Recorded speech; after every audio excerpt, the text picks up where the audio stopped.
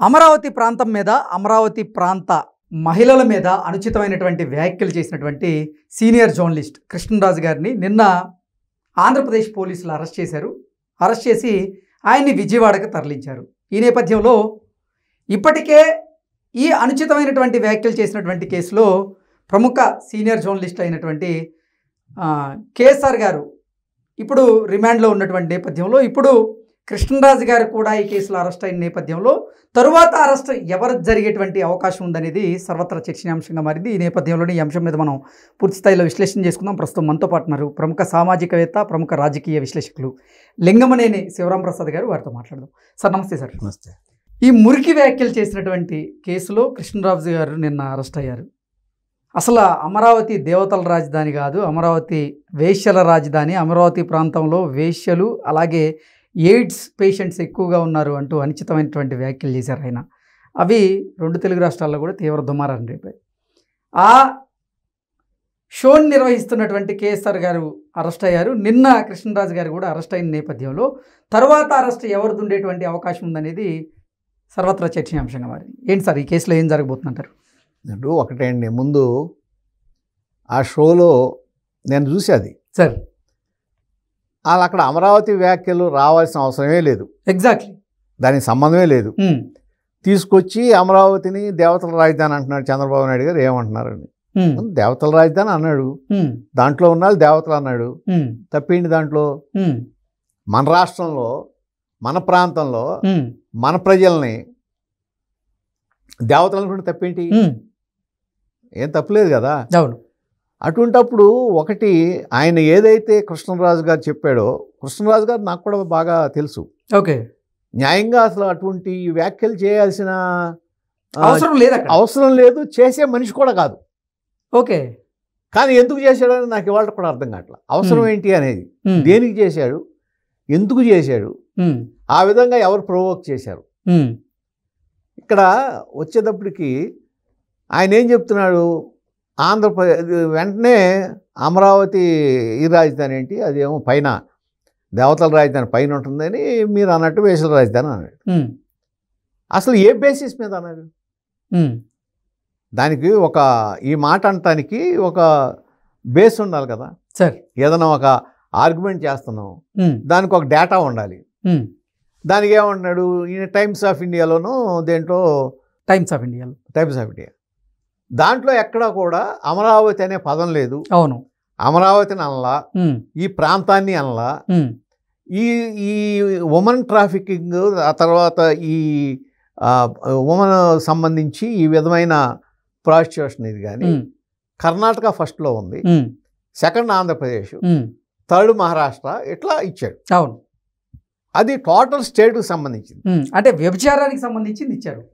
అది టోటల్గా స్టేట్కి సంబంధించి, అది కూడా ఒక డేటా లాగా ఇచ్చారు. అవును, దానికి సంబంధించి మీరు ఒక ప్రాంతాన్ని ఎట్లా అంటారు? మీరు అన్నదాని ప్రకారం అయితే ఆంధ్రప్రదేశ్ మొత్తం వేశ్యల ఆంధ్రప్రదేశ్ అనాలా? ఎంత దారుణమైన వ్యాఖ్య! దారుణమైన వ్యాఖ్య కదా. అసలు అంతకన్నా నీచంగా ఎవరైనా అంటారా ఆ మాట? అదే ఆంధ్రప్రదేశ్లో మీ కుటుంబ సభ్యులు కూడా ఉన్నారు కదా. అసలు ఆంధ్రప్రదేశ్ అనేది మన రాష్ట్రాన్ని మనం ఒక గౌరవంగా చూసుకోవాలి. అవును, మనం గౌరవంగా సంబోధించుకోవాలి. ఇప్పుడు మీరు ఏ అమరావతి అంటున్నారో, సార్, ఏ అమరావతిని మాట్లాడారో అదే అమరావతి రాణి రుద్రమదేవి పెరిగిన స్థలం. అవునా? అవును సార్. ఆచార్య నాగార్జునుడు అక్కడ బోధన చేసిన స్థలం, అక్కడ తిరిగిన స్థలం. పెద్ద పెద్ద బౌద్ధ ఆ రోజున అక్కడ సభలు జరిగిన స్థలం అది. సార్, గౌతమిపుత్ర శాతకర్ణి నడయాడిన స్థలం. అట్లాగే మీరు ఇన్ని దానికి ప్రాశస్త్యం కలిగినటువంటి ఒక ప్రాంతాన్ని నాగార్జున సాగర్ ప్రాజెక్టు కోసం ఆ రోజునే కొన్ని వేల ఎకరాలు ఇవ్వటం కాకుండా 50,000 రూపాయలు ఆ రోజున దానం చేసిన మహామూడు ఆ ముత్యాలరాజు ఉన్న స్థలం అది. అదే కదా. అవును, వాళ్ళెవరో కనపడలేదా మీకు? వాళ్ళెవరో కనపడలేదా? వ్యాఖ్యలు చేసే ముందు ఒక ప్రాంతం గురించి వ్యాఖ్య చేసేటప్పుడు ఇప్పుడు ఆ ప్రాంతంలో ఇప్పుడు ఎక్కడో ఎందుకు, ఇప్పుడు కడపే ఉంది సపోజ్, కడపలో మన వివేకానంద రెడ్డి గారు హత్య జరిగింది. కడప మొత్తానికి అదే అంటామా? కడప జిల్లా మొత్తం అటుంటాడు అంటామా? అది రాంగ్ కదా అది. అసలు ఆ విధంగా మాట్లాడటమే తప్పు. మాట్లాడినప్పుడు వెంటనే యాంకర్ అంటే ఏంటి ఆయనకి, ఆయన యాంకర్ ఏంటి, తప్పు జరుగుతుంటే ఆపాలి. అవును, ఏదన్నా జరుగుతున్నప్పుడు ఇది కాదని సమర్థించాలి. దాన్ని చేయకుండా ఆయన మళ్ళీ దాన్ని పెంచి నేను కూడా చూశాను ఒక పేపర్లో, నిజమే మీరు అన్నదంటే నిజమని ఎట్లా అంటాడు ఈయన? అసలు అది నిజం కాదు ఖండించాల్సింది కదా. పోయి వెనకేసుకు రావడం. దాన్ని ఏ విధంగా కూడా సభ్య సమాజం హర్షించదు. నేను ఇది వరకు ఒకసారి చెప్పి మళ్ళీ చెబుతున్నాను సార్. జగన్మోహన్ రెడ్డి గారు మాట వెళ్తే నాకు 40% ఉన్నారు మాకు అన్నారు. ఇదే 40% 19 నుంచి 24 వరకు చంద్రబాబు నాయుడు గారికి ఉన్నారు. ఆ రోజున మీరు ఏ విధంగా మాట్లాడారో ఒకసారి గుర్తు తెచ్చుకోండి. మీకు ఉంది 40%, వాళ్ళకి 40% ఉంది. కాకపోతే 20 to 25% ఎవరైతే విజ్ఞులు, ఏ పార్టీకి సంబంధం లేని వాళ్ళు, శాంతి భద్రతలు ఉండాలి, ఈ రాష్ట్రం సుభిక్షంగా ఉండాలి, తర్వాత ఈ స్కీములు, తర్వాత సంక్షేమ కార్యక్రమాలతో సంబంధం లేకుండా ప్రజలు బాగుండాలి, మా పిల్లలకి ఉద్యోగాలు రావాలి అని కోరుకునే వాళ్ళు ఎవరైతే ఉన్నారో వాళ్ళు ఎటు సపోర్ట్ చేస్తే అటే గెలుస్తారు, ఆ పార్టీయే గెలుస్తుంది. అది మర్చిపోవద్దు. ఇటువంటి కార్యక్రమాలని, ఇటువంటి మాటల్ని ఆ 25% యాక్సెప్ట్ చేయరు, వాళ్ళు ఒప్పుకోరు.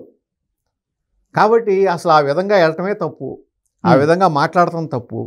సరే, మీరు ఇందాక అన్నట్టు 2 అరెస్ట్ అయ్యారు, 3వది ఎవరంటే అసలు 3వది అరెస్ట్ చేయక్కర్లేదండి, అనవసరం. అంటే అసలు సాక్షి ఛానల్లో ఈ డిబేట్ జరిగింది, సాక్షి ఛానల్ యాజమాన్యాన్ని కూడా బాధ్యుని చేయాలి, కాబట్టి నెక్స్ట్ అరెస్ట్ సాక్షి ఛానల్ యాజమాన్యానిదే ఉంటుంది. అట్లా కనుక చేస్తే అది ఒక చెడు సంప్రదాయానికి నాంది పలుకుతుంది. ఓకే, ఇది వరకు అట్లాగే చేసి బిఆర్ నాయుడు గారిని ఆయన మీద అరెస్ట్ చేయడానికి ట్రై చేశారు. అట్లాగే ఏబిఎన్ ఛానల్ రాధాకృష్ణ గారిని ఆయన్ని అరెస్ట్ చేయడానికి ట్రై చేశారు. ఆ రోజున తప్పని అందరూ ఖండించారు. కాబట్టి ప్రజలకు వదిలేయండి. ఎవళ్ళైతే ప్రత్యక్షంగా పార్టిసిపేట్ చేశారో, ప్రత్యక్షంగా చేశారో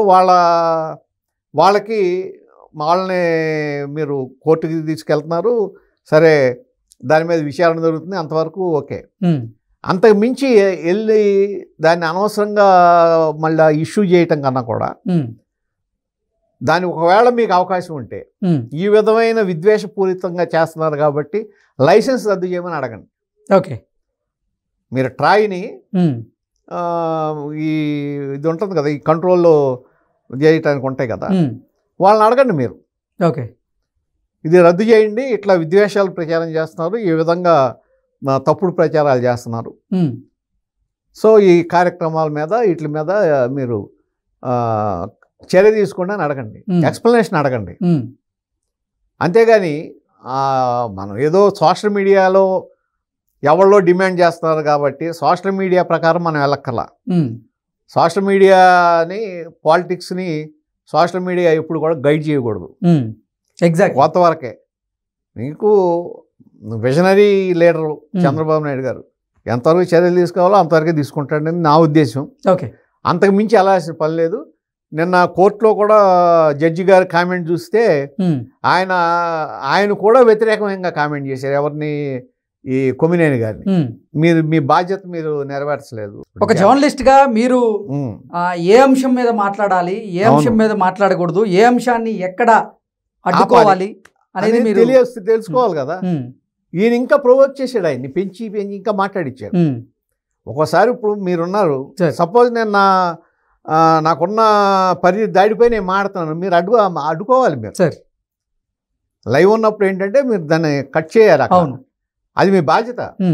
దాన్ని ఆయన చేయకుండా ఇంకా దాన్ని పెంచాడు. మరి కారణం ఏంటో ఆయనకే తెలియాలి. కానీ ఏదైనా అది ఒకటి చరిత్ర మర్చిపోకూడదు ఎప్పుడు కూడా. చరిత్రలో మహిళలను అవమానించిన ఎవడు కూడా పైకి వచ్చినట్టు కనపడదు. ఇప్పుడు కాదు, పురాణ కాలం నుంచి కూడా మహిళలను అవమానించినాడు ఎవడూ కూడా సక్సెస్ అయిన దాఖలాలు లేవు. సో అది గుర్తుపెట్టుకుని ఇప్పటికైనా సరే మహిళలను అవమానించకుండా, మహిళల విషయం మాట్లాడకుండా వాళ్ళని ఎంకరేజ్ చేయాలి, అభివృద్ధి ఇదే బాట పట్టించేటట్టు ఉండాలి తప్ప ఒక ప్రాంతానికి సంబంధించినది ఈ విధంగా మాట్లాడి చేయటం మూలాన నష్టమే తప్ప లాభమే ఉండదు మాట్లాడిన వాళ్ళకి. Okay sir, thank you so much.